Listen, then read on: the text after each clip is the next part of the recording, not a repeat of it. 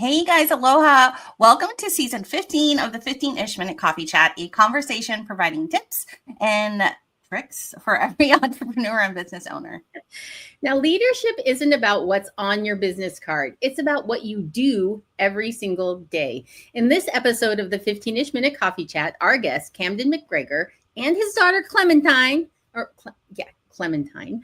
a leadership coach and VP of operations at Tribe and Purpose, Camden believes that anyone can lead, no title required, but it takes commitment, action, and a passion for developing others.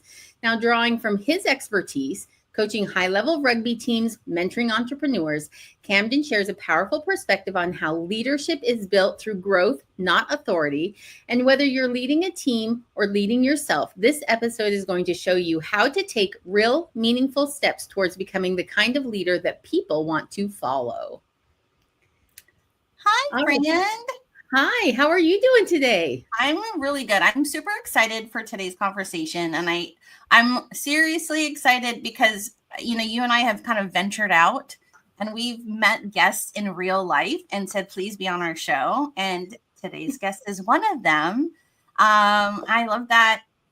We met him and his dad at the Veterans Edge conference in Dallas. And we were like, want to come on our show?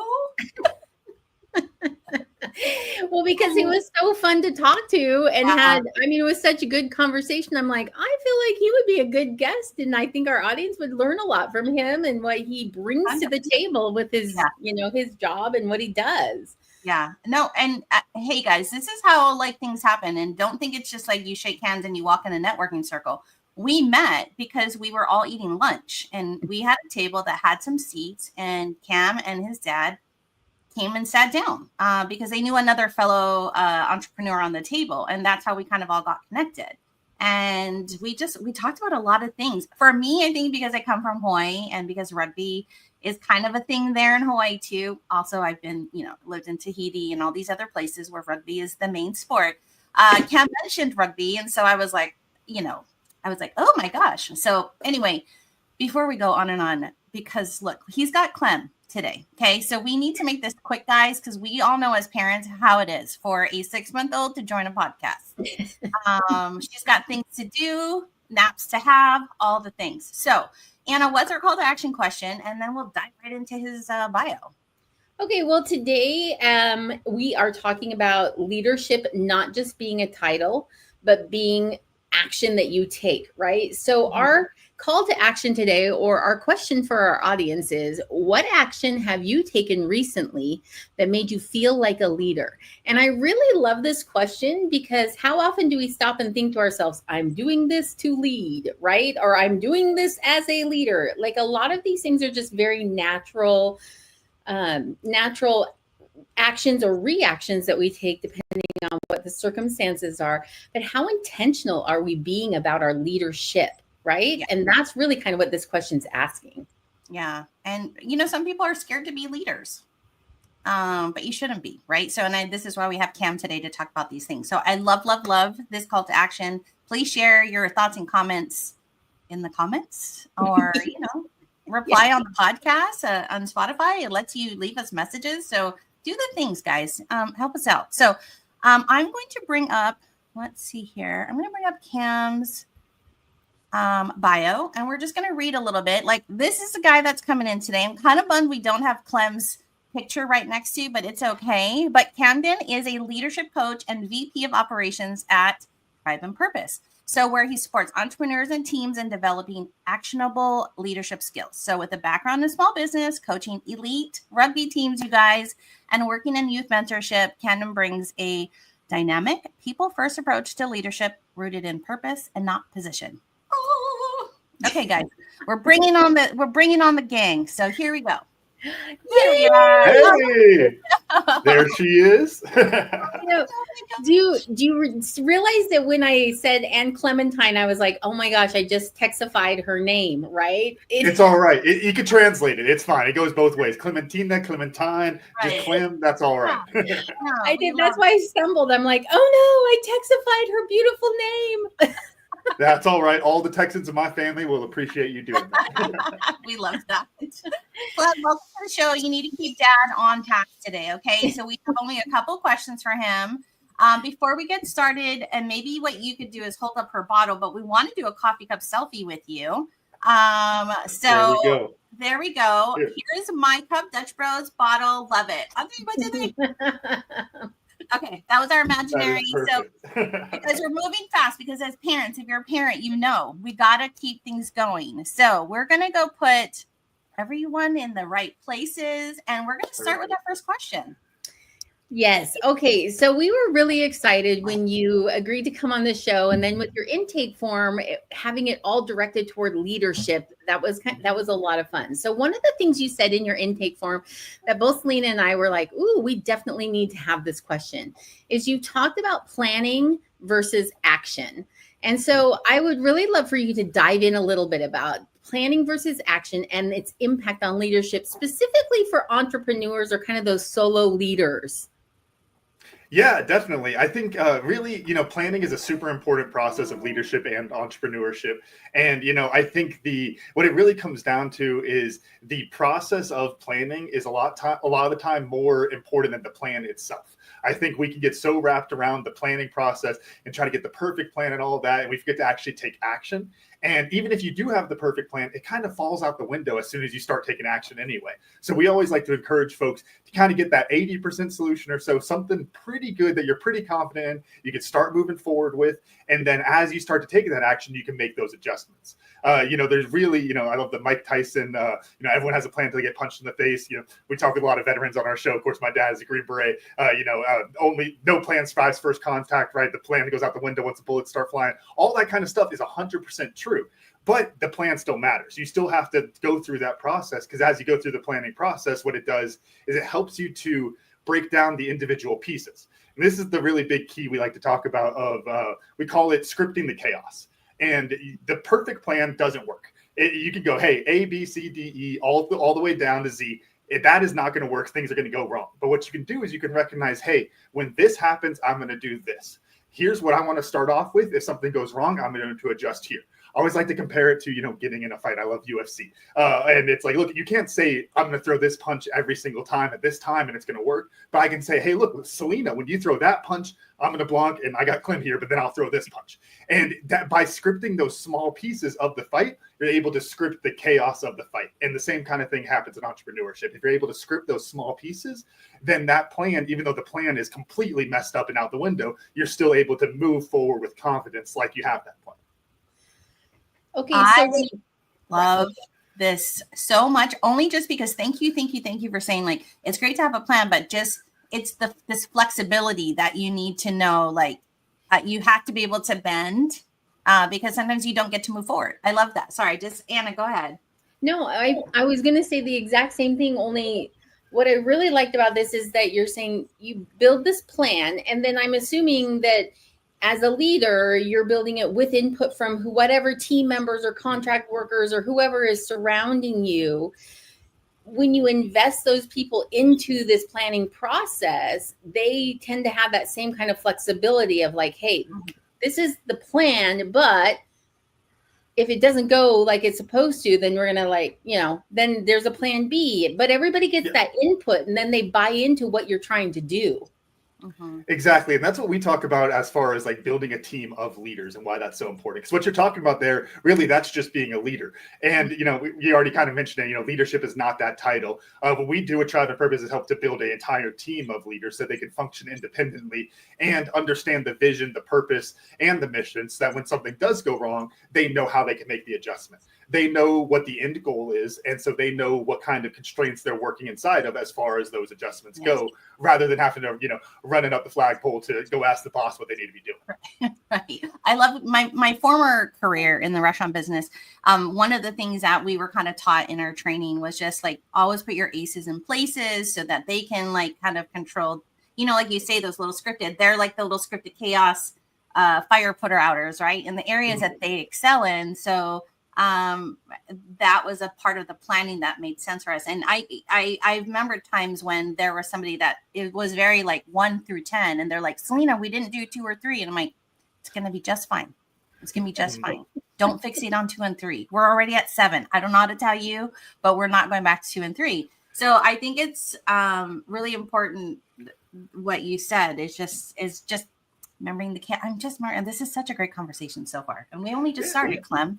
You know, you got to be flexible. I think that's what it comes down to. You know, it's I think in the rugby coaching environment, you know, you get 15 guys out there on the field, you got 8 guys on the bench, you know, 23 total, not even count the rest of the team. You know, we got 3 teams out here with U of A, so 75 guys for us. But we're talking like specifically in a game, you have those same kind of things. I myself as one of the coaches, I'm a leader there, and I work, you know, and Selena, you know, rugby, so I work with the forwards. So I have my 8 guys out there, they're doing their thing. I have adjustments, but I have guys out there who are making those same kind of adjustments. And you have the leader who can go in and say, hey, look, here's how we're going to do things. But then there's an individual level where it's like, to use the really simple example, there's, you know, in rugby, there's scrums, there's lineouts that we work with where it is very much team-based. Everyone has to be working together. That's where you need the leader to step up. But that being said, you passing the ball, you tackling, you doing all of those things, you hustling, that's you. And so if you have that leadership component in yourself, then you can be more flexible, be more proactive in those environments as well, leading yourself.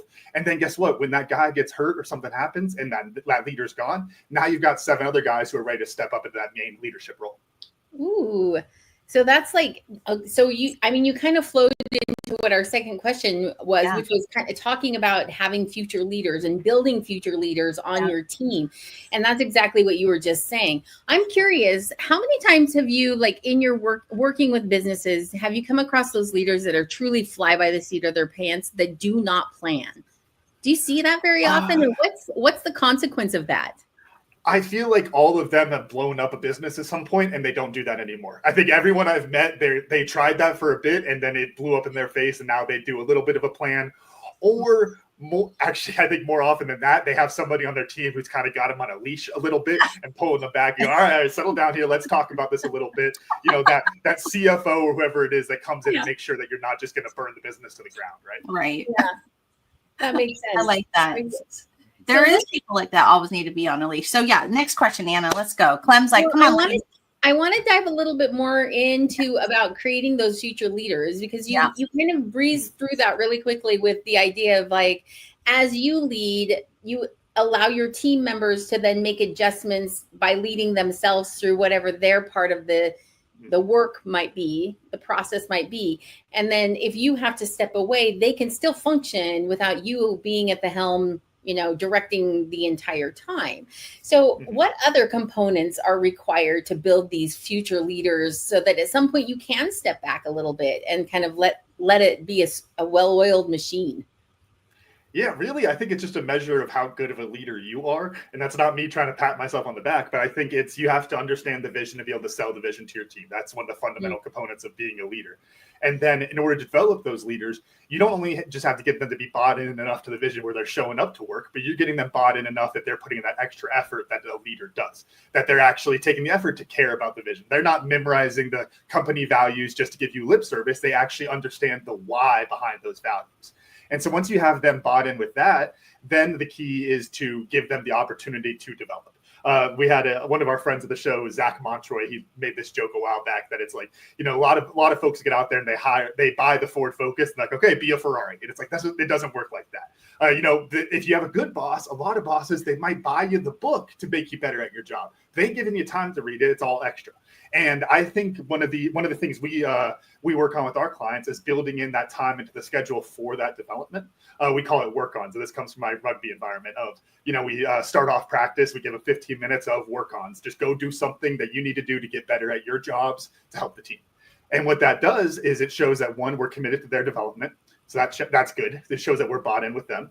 It gives them the opportunity to develop themselves and actually get better. I'm spending that time developing myself and getting better. So they see that I'm bought into the process. So they're going to buy into the process. It shows I really believe it. I'm taking time out of our schedule in order to do that. So that shows I'm really bought in. If you think about, you know, on Tuesday from 11 a.m. to 1 p.m., you give your team time off to go read books. They're like, okay, this is happening for a reason. Anna did this for a reason. And it's showing that you're really bought into their development there. And then the really big key with those work-ons, this is how you really create that kind of feedback loop. To help to develop those leaders, is that it creates a feedback loop where they're coming to you and asking what they need to work on. If somebody doesn't know what they need to work on out of practice, they come up to you and say, Coach Cam, what do you want me to do? And, the really funny thing is if I go to someone, I say, dude, you're a terrible tackler. Oh my gosh, it's really bad. I need you to work on that. Their feelings are going to be hurt. But in work-ons, that player comes up to me and says, Coach, what do you want me to work on? Hey, your tackling needs a lot of work. Go do this drill. Boom. Now we have that path forward on them. Same kind of thing inside of the business. Hey, your soft skills need some work. I got a book on the shelf back there. I want you to start reading this book, and you can show that you're really committed to that development there. And by committing to that development, it builds the flow really of the pipeline for your leadership. And then that gives people, one, the chance to get better. And then as things grow and new positions show up or people move on, you have people that are able to fill those roles and kind of slide up the ladder like that. I love that. I want to like almost add a work on, like, I love just that the whole like motivation behind it and how it really kind of helps like soften the mindset like for the development, right? Because you're right. Sometimes it's like feelings and people are like, you've hurt my feelings. I can't focus on what you're telling me I should work on. And you're like, no, that's not the focus. We want improvement. And that's why I'm here, is to tell you what needs a little tweak. And so I'll tell you, I did a series of articles on leadership I wrote last year, and I interviewed a bunch of CEOs, presidents, HR directors, and those kind of folks. And it was so funny to me because it's I don't know, it's one of those. I'll give a quick story. There's a joke we have in the rugby space of, it's like communication is like the golden rule, right? And it's like, hey, what can we do better here? Communicate, coach. It's like, all right, yeah, well, duh. That's always something we could do better. But the truth is, it fits into everything. Leadership at a core level is just that, like communication. And so being able to communicate that properly really helps to set up that path to where you're able to develop those people and get it moving forward. But with those HR directors, every HR director said, Cam, all of the employees want feedback. They don't know where they stand. And every CEO I talked to said, I'm scared to give feedback. I don't want to get sued. And it was this hilarious dichotomy there. And that's why you need these feedback loops built inside of your team. Yeah, and it makes it self-sustaining because you have now your team members are looking forward to this opportunity to work on things that they think are important to contribute to the betterment of the entire team as a whole, right? Mm-hmm. This goes right back to like kind of the title of the show, which is basically it's about action, right? Your leadership is about the actions you're taking, and whether that action is allowing your team members to take action or you taking action, creating these plans and allowing for this environment of thriving and movement and forward momentum, as opposed to you will do what I say. We have a schedule from 9 to 5. These are what you're going to do every single hour. Like, I totally see how, especially now, and if you think generationally, the younger generations absolutely will thrive better in this kind of environment you're talking about, where there's a little bit more autonomy to figure out who you are and what do you want and how you best can contribute. Yeah, and I think that's where it's like you kind of got to give folks credit. I think that a lot of the time they're, people who you think like from that really like, iron fist management, I always think of like, it's like ironically holding her here, she's falling asleep. Like the dad school of leadership, we kind of joke, it's like, because I said so, that's why. And 9 to 5 and do these things and all that kind of stuff. The problem with that is it keeps them inside of that box and it keeps them from being flexible. And when you encourage things to be more open-ended, it helps them to be better leaders, and it starts to build those skills out. I always talk about asking questions in that kind of way and wanting to make sure that you ask questions that are open-ended and can get them to really think. Even if I know the answer, I'm going to ask questions. I'm never going to tell you the answer. I'm going to get you to tell me the answer. And by doing that, you're training them to look for new opportunities. You're training them to find solutions when you're not always going to be there. One of the easy examples, and I'll use a rugby one, is, and I do this with the little kids out with the Engage Foundation, which we'll go out and I won't explain the rules fully. And I'll be like, hey, we're going to play a game called Tag Touch. We're inside of this square. This team has the ball. You're trying to tag that team. You can't run with the ball. Questions. They go, what happens if we go out of bounds? Good question. You're out. Okay, great. What happens if we drop the ball? Nothing happens. You just keep going. And what you do is you intentionally leave out information. And what they do is they ask questions. And now they're trained to ask those questions. So they're always looking to expand their knowledge.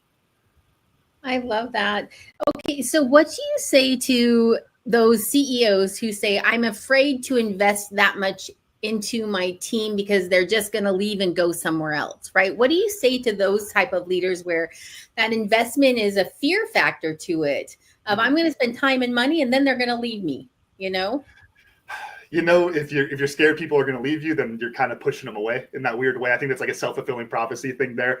But really, I think you're just being selfish. It's this idea that I have this resource and I'm pouring into you, and if you're not going to use it for me, then it's a waste. And I think that is just such a selfish way of looking at things. Really, what it comes down to, I like to think of it as like a family tree. When it comes to leadership, you see this in sports all the time. Like you go look at like Nick Saban with Alabama, and you could draw out his family tree to all these different assistant coaches, how they went on to be these head coaches at, whether it's LSU, Texas A&M, wherever, these big schools, right? Into the NFL, all that kind of stuff.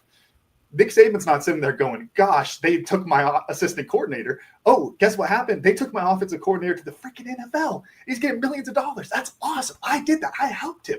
And I think if you carry that mindset, then it's never going to be about me pouring in and then them taking away from the company, because also you're pouring into everybody. It's not just putting all my eggs into one basket. So you have someone else who's ready to rise up in that leadership role. And then if they go find a better job, you're the one who helped them along their journey. And I think that's a beautiful thing to do. At a core level, leadership is about helping people, putting them in a position to achieve and, to be successful. And if they can be more successful somewhere else, awesome. Good for them. Oh, well said. Well said that Clem, if you are listening to this on the podcast, she's taking a snooze now. She's like, Dad's got this, right? Like, so. Like I can take. I know, she's not chiming in. No, she's like, okay, I thought he needed help today, but he doesn't. So I'm going to go down. I feel like, I've had so many bosses over the time, and I've had those that like don't invest, but then they complain about why is the company not thriving, or why does the culture feel, whichever. So I feel like I know I thrive better in the mindset you just spoke about, right? Is where you are, you're going to develop them. And then unless they're going to take over your own company at some point, you're grooming them and helping them grow to be the next leader somewhere else, probably. Yeah. You know what I mean? I could give you, there's, a much simpler example. The sports examples are always just so much more cut and dry than the business ones. Love it. It's but we could have a player, and like I mentioned, we have 75 guys out there with U of A, and we got a recruitment class coming in, and it's an amazing place. We have all these guys, but then you go to someone at some point, you're like, hey, you have 4 people in front of you. You ain't playing. Like it is like, unless something terrible happens, you will probably not play for the next 3 weeks. And it's like, that's just where we're at. And a lot of the time, they're okay with that. They understand the flow of the team and they know where they fit in. Do what happens sometimes? I've coached guys for a couple of years, and whether because they're homesick or because they're not getting playing time, they might go somewhere else. You know what? That's great. I got to help them for a couple of years. That's a beautiful thing. And I think as soon as you start to, kind of like I was saying of like that self-fulfilling prophecy, as soon as you start to try to pick and choose who you want to develop like that, you kind of poison the culture of the team. And if you invest into everybody and always want to, invest in them, raise them up, and that raises the whole team, then that's a powerful place to be in. And you're going to build that leadership pipeline out, and your team's going to be so much more effective. That's such a good answer. No, I love it. I'm going to go sport too, right? Like I played basketball in high school. JV, I was first string 2 years straight, right? And then when I finally got to varsity, I was second string. And I was like, oh, but then I realized like our varsity coach was like, hey, Selena, like you want to get back to starting? Like this is what we need to work on. Like you're at another caliber of skill, right? And so I realized if I wanted to be starting like I was in JV, I had to work hard to, you know what I mean? But they made it a very inviting way for me to grow as an athlete. And so eventually in my senior year, I did make it to starting, but I had to work hard, right? Yeah. So it's the curse of success, you go to the next level and then you got to compete at a higher level there. Right. And I think it's just how it goes. You know what? That's not for everybody. That is how it goes. I think of, again, thinking out with the U of A, we got guys, we're out there, we want to win a national championship. We also don't really cut players. And there's guys that we go to and it's like, hey, Selena, you got 6 guys in front of you. Like you ain't playing this year. You don't have to pay dues. Like, what do you want to do? Like, you might want to step aside. And they're like, nah, coach, I love it. I'll be here. It's awesome. That is so cool and it's so fun. You need people like that on your team too. They help to drive the culture. They help to build camaraderie inside the team. But kind of the management versus leadership difference. Sometimes there's people that need that management and they need that list of 1, 2, 3, 4, 5, 6, 7, 8, 9, 10, and they'll go in order and they'll do a great job at it. And you can slide them into that spot and they'll be effective there.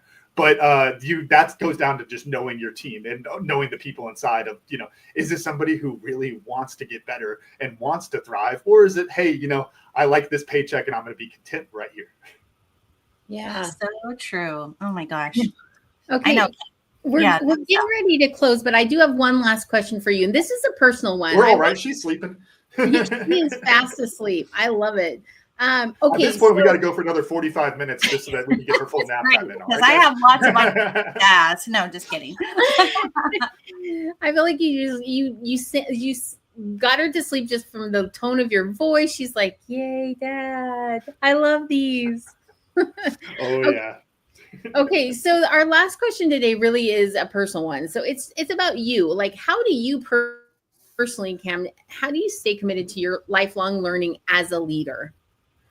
Yeah, I think the biggest thing is just, staying your biggest critic, I think is the best way to put it. I've always been my biggest critic to a fault. I've struggled with depression, anxiety as well. So, I've definitely kind of gone on the far end of that spectrum as well. But I think being able to be critical of yourself allows you to find the ways that you need to get better. I think if you're thinking you're doing a great job, then you're not going to be able to do an even better job. And that kind of, I heard this joke once about like anxiety can be a superpower. It's like, in the zombie apocalypse, you want this person with anxiety because they're going to see everything coming, right?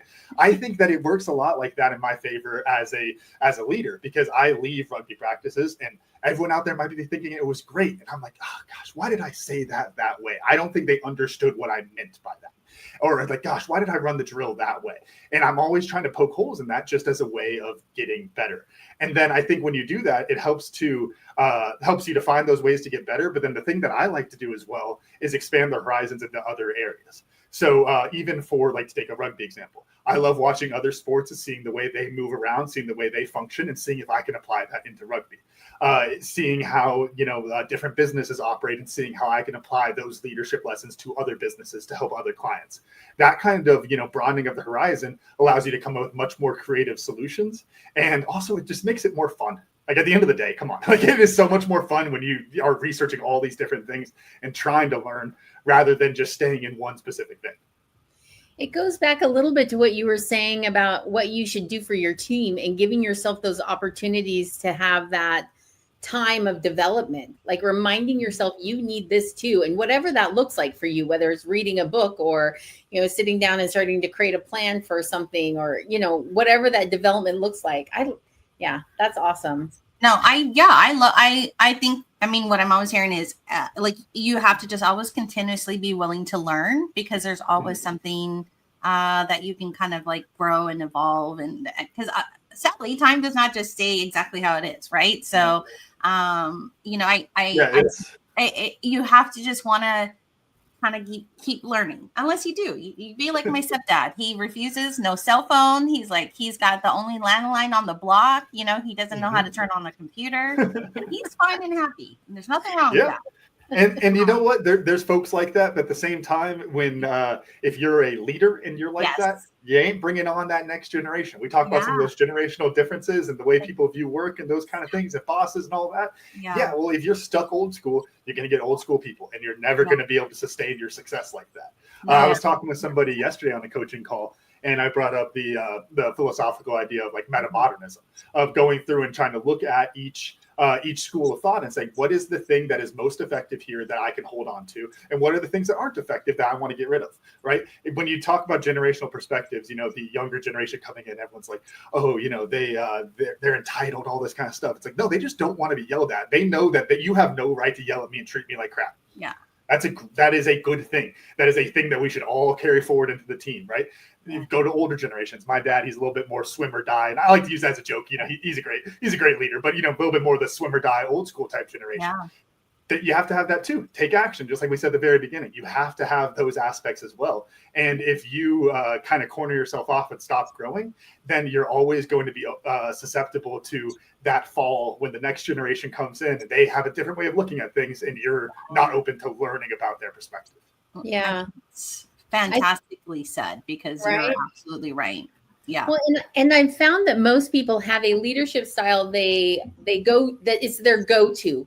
But if you've created that flexibility within yourself where you can then, pivot and say, oh, this group isn't going to appreciate that, I'm going to instead pivot to this different style of leadership. That really is when you start to see the great leadership coming out, is when you can be with the old schools, but you can also be with the younger generation, and everybody feels nurtured and fed and invested in what you're doing. So yeah, Oh, yeah. that's awesome. Yeah. I think that's the key to being a great leader is knowing when to use those different leadership styles. I can think back to, with U of A rugby and with, my forwards there. As the forwards coach, I've had different captains come through and they all have different personalities. Shout out to James Rivers. He plays Major League Rugby now. Awesome player. One of the best guys I've coached. Great player. He was I can't even repeat a bunch of stuff he said. He was a foreigner, used lots of beautiful, colorful language, and he'd be yelling and yelling and yelling and whipping guys into shape. And so you know what I did all that year? They must have thought I was the nicest coach ever. I was like, hey, guys, I thought we did great today. I think we can keep going. I think we're really good. We're growing. We're doing better and better. We're getting better every day. Great work today. And he'd be like, you guys, I can't say anything he would have said. But you go through that. And then this year I had a captain who was positive poly. And just, hey, guys, I thought we did great today. This is really good. And I'm like, guys, it ain't good enough. We got to fix this. Yeah. And being able to know what the team needs tells you what kind of leadership style you need to bring into it. And I think that's the key there. Because you can stay authentic to yourself and still have those different leadership styles. I can yell at people, and people are surprised. My wife is always like, we'll joke, our social media girl will be out there filming our practices. And I'm like, she can't use anything of me because I am screaming and cursing and all this. My wife's like, what? No, what? And it's like, well, that's the leadership style these guys need right now. Yeah. I'm not going to get them to go run around in this 115-degree heat out here in the freaking desert by going and being nice. You got to push them a little bit. No, and that just kind of, again, speaks to the kind of leader that you are, is that you are flexible in that sense and you know what role you need to step into each season, right? To give your team what they need so that you guys can get to the playoffs, the championships, all the things, right, that we're trying to go for. Yeah, man. That's the key. Yeah, that's the key. That is. Oh, yeah. And I think that, it fits into, you kind of mentioned it's like where you need to slide in. I think that's where, sometimes the best leader is the first follower. I think there's so much truth to that. Personally, I know I slot in really well with that. I'm as an assistant coach out there, head coach with my little kids that I coach. I guess if using the coaching structure, I'd be the assistant coach of Tribe and Purpose. But it's like by slotting in those different roles, it allows you to get different perspective and know how you need to push your weight more strategically. And then it helps you understand those folks on your team. So you can know how to bring them in and build that kind of encouragement up. I think that kind of flexibility, again, it's the same type of thing, broadening your horizons, being in different roles, I think helps so much. My dad will talk about in his Green Beret days about cross training and, going and switching roles with somebody for a week, just so you can go see how they're doing things, learn how they operate, have some sympathy for them, but then also you get a new perspective to bring into your role. And I think there's a lot to be said with that in leadership, of knowing how things work every way throughout the organization allows you to be more effective in your role as a leader. I love that. My brother-in-law, he took over his dad's company back home in Hawaii, and his dad said, hey, I'm not just bringing you in as VP from the very beginning. He started him at the lowest part of the company. He's like, I need you to understand so you can be a good leader when I leave and step out. And he did. He started at the bottom, and he's, he has, I think it's the best way. I think it really is. So, okay. All right. So even though we want to ask Cam and Clem 10 million more questions, I know we have to move into our toolkit here. So I'm going to bring up this here let me see what we're doing here. Hold on. Okay. There we go. I'm so close to using one of these burp cloths as a sweat rag. It's hot out here. She's away. There we go. She's like, hey, go, baby we're so close. Little cat nap. Just a little cat nap. Oh, yeah. A little one. Yep. Oh, my gosh. Okay, you guys, as you know, we always have a toolkit, and we always ask our guests before they come on the show, is there something that they have that they could share for our audience? And Cam is going to tell you what he's sharing today. Yeah, so this is our DIY page on our website. We I always talk, Otis and I, my dad, we're both just a bunch of leadership nerds. We love helping people. There's the business model. We got to keep the lights on, got to get her in college or, all those kind of things. But at the end of the day, we just want to help to develop more leaders, create that legacy of leaders. And so we do a lot of stuff that we put out there for free in our do-it-yourself leadership development systems. And so if you see right there going left to right, the first one, the show, that's 10X Your Team with Cam and Otis. That's our podcast. We've been doing that for 6 years. Episode 417, I think, comes out tomorrow. It's been an amazing run. A lot of fun talking with some amazing leaders, all sorts of different backgrounds. What I was talking about of staying a lifelong leader and learning from different perspectives, podcast is the way I do most of that because I get to talk with all sorts of different folks. So that's a great one. A lot of great leadership lessons there. And then the next piece, this is actually the one of our DIY things that is paid. The playbook right there, that is basically a simple playbook to help you to build out a leadership development system for your team. Then the last two there, the masterclass and the articles. The articles I mentioned, those are the ones I was writing last year, interviewing those CEOs and HR directors about leadership development and the role that it plays in their business and their business's success. And then the masterclass, we do a level up your leadership masterclass once a month. Mostly Otis every now and then I'll make an appearance on there, or Miss Clem will make an appearance on there. But just always doing a deep dive into some different leadership topics to help you to just keep improving. Like we talked about, that lifelong learning, that is our approach to when it comes to leadership. And life is, what is the phrase, life is a constant state of change. It's up to you if it's growth or decay. Well, if you want to grow, then we got some great DIY tools for you at our website, and I know y'all will have the link, but that's at 10xyourteam.net. Okay, real fast, the growth or decay, it's such a good, you know what I mean? Yeah, that is it's just like, your muscles or anything. You're going to lose it unless you're working on it. It's just how it goes. The same thing with the brain, leadership skills, all that kind of stuff. Yeah. And that goes back, Anna, one of the first questions you asked was about, it's not about the title. Anyone can be a leader. Well, that's why, because it's just a skill. Anyone could be a freaking bodybuilder, rugby player, whatever it is. If you dive into it, you commit to learning and getting better, you can do it. Yeah. Oh, so true. Oh gosh. I hope there's a t-shirt, Cam, that you guys made that says growth or decay. Do you know what I mean? We'll get on that one. That needs to be a drop ASAP. Okay. Cam, I'm going to move to our next slide here and tell everybody, they need to connect with you because you are amazing. And just this conversation today has been fantastic. Where's your favorite place to hang out? Where do you want them to go? Yeah, best place is our YouTube at 10xyourteam. That's our primary channel. You can get the podcast. That's also the real reason we point everyone there. That's the only platform where it's combined between the business and the podcast. So everywhere else you go, there's at 10xyourteam and at Tribe and Purpose. But on YouTube, it's all together. You get the podcast, the masterclasses, the replays. You'll get, we have a bunch of free content from our Green Beret Leadership Program, which is for small businesses developing their team of leaders.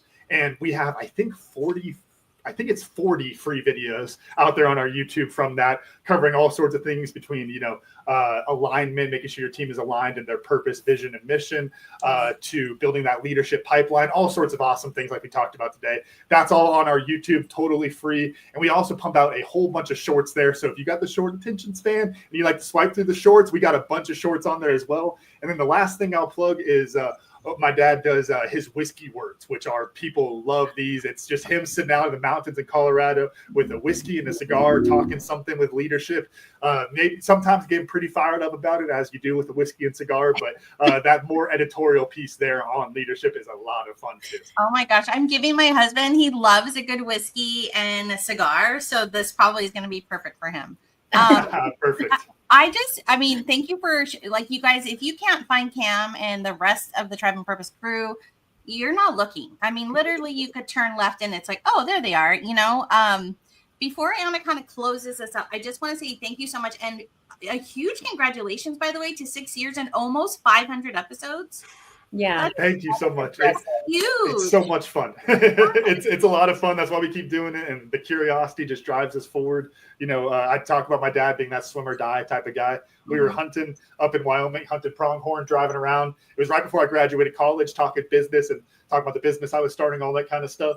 And he was in business development at the time. And we were kind of like, we could do a podcast. And I was like, oh, yeah, a podcast. And then he sends me a calendar invite for that Tuesday morning. And oh, gosh, those first 10 shows sucked. But that's how you get to 400, is you just start. Like we said, take action.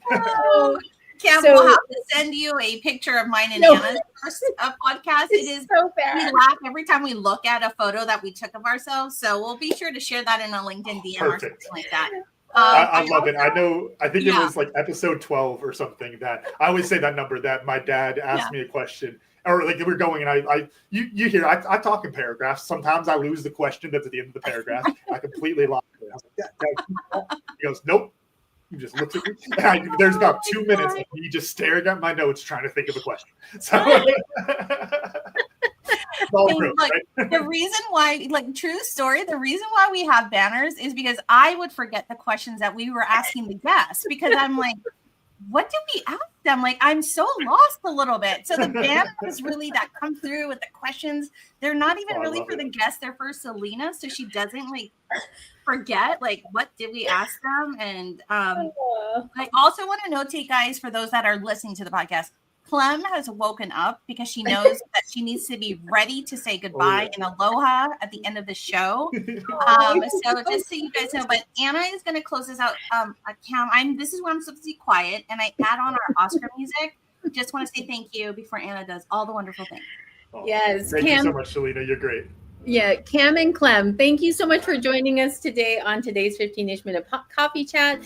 For all of those who are listening, either catching the replay or here with us when it streams live, make sure you grab all of the show notes. That's the resource links, the links to find Cam, the links to find Tribe and Purpose, the links to find the 10X Your Team. All of that kind of stuff is going to be in those show notes at annaandselena.com/blog.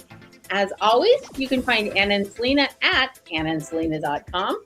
We love to hang out on LinkedIn. Come and connect with us there. We're also on Facebook and Instagram and all of your favorite podcast platforms. We look forward to seeing you at the next 15-ish minute coffee chat. Thank you. Bye, guys. All right, thank y'all.